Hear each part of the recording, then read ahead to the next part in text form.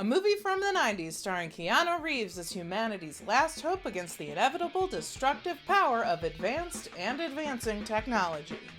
Nope, I'm not ready for the Matrix sequels yet. So here's Johnny Mnemonic.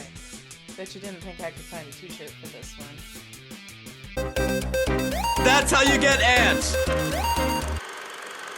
Johnny Mnemonic opens with a crawl, and in the interest of being critical before offering praise, I think all filmmakers should look at their opening crawls and ask, will this make the movie better or worse? Typically, the longer the crawl, the worse the movie. Notable exceptions, maybe the Star Wars movies, but let's be honest, you could probably figure out the Galactic Senate through context clues. Anyway, back to Johnny Mnemonic. The year is 2021. Wait, that's next year. The year is 2021, and instead of sending email attachments, people are uploading data into mnemonics. Mnemonics are humans who have removed portions of their brains in order to have a data storage device installed. Johnny Mnemonic was made in 1995, which was a big year for the internet. Commercial restrictions were lifted, and AOL made it easy to connect users with browsers. Welcome. You've got mail. This means Johnny Mnemonic was filmed before people other than scientists watching coffee pots were really using the internet. It would still be years before Netscape came and went. R.I.P. Netscape. I will remember you. Not only does Johnny Mnemonic seem to predict widespread internet usage, it also predicts hackers stealing your information and, maybe to a lesser extent, people sending untrustworthy emails with virus attachments. It's not a kitten video, Braden! Stop forwarding it to me! Keano is one of these mnemonics. As a result, he's had most of his memory erased to make room for data storage. He's taking some files from Beijing to Newark, New Jersey. I kind of like the fact that we're not going to be headed to New York or Los Angeles. Too many extreme future sci-fi stories seem to end up in those cities. It's a nice change-up. He knowingly overloads his storage capacity so data is leaking into his brain, and he's got 48 hours before, well, he dies or has an aneurysm. Something ominous about the storage leakage. Also, the password is random images that were supposed to be sent to the receiver via fax. Faxing. I will remember you. And the transmission was interrupted, and different people have different parts of the password to unlock the data.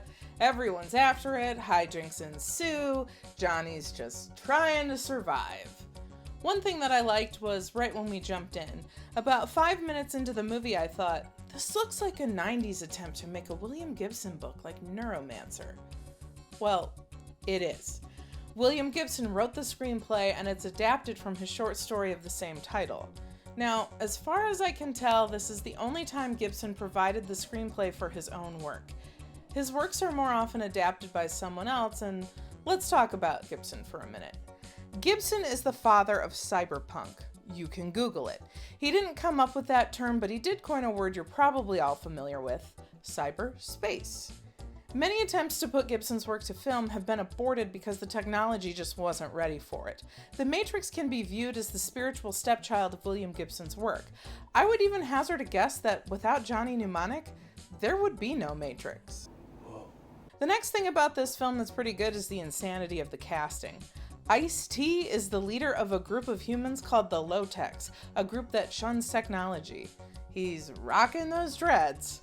Throughout the movie, Johnny is always wearing a suit, while everybody else seems to be in a Mad Max cosplay.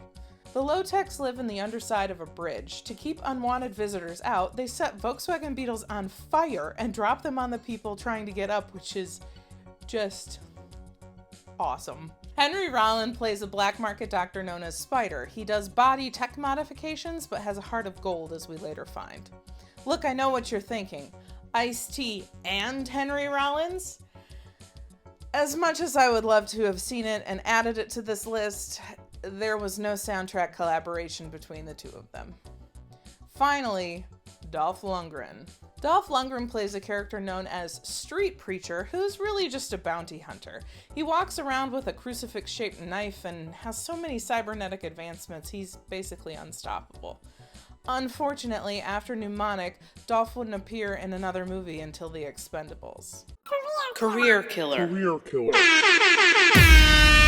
Next, we have to talk about Jones. The low-techs are trying to get Johnny to a guy named Jones who is in the Navy. Jones has the technical skills to help Johnny get the info out of his head.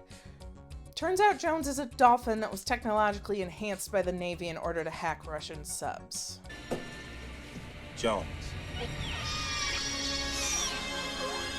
It's a fish. It's another piece of this movie so ridiculously insane that it ups the cyberpunk atmosphere.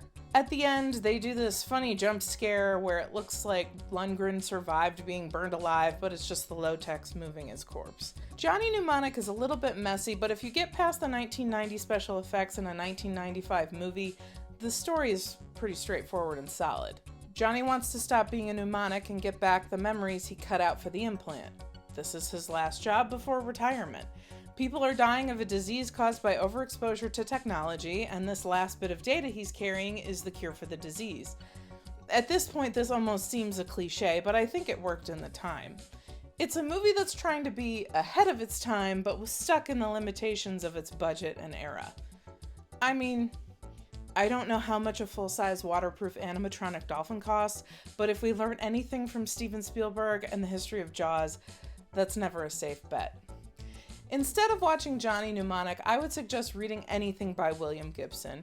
You could even take a look at the short story Johnny Mnemonic. It's only like 15 pages and you can get it for free at the library.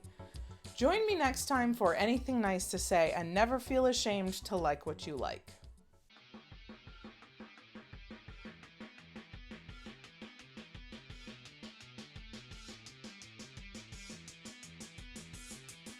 Be sure to like, share, subscribe, tell a friend, tell an enemy, leave a comment below on a movie you think is underappreciated or something you want me to try to see through rose-tinted glasses. You can also support the show by heading over to Patreon or checking out our merch store.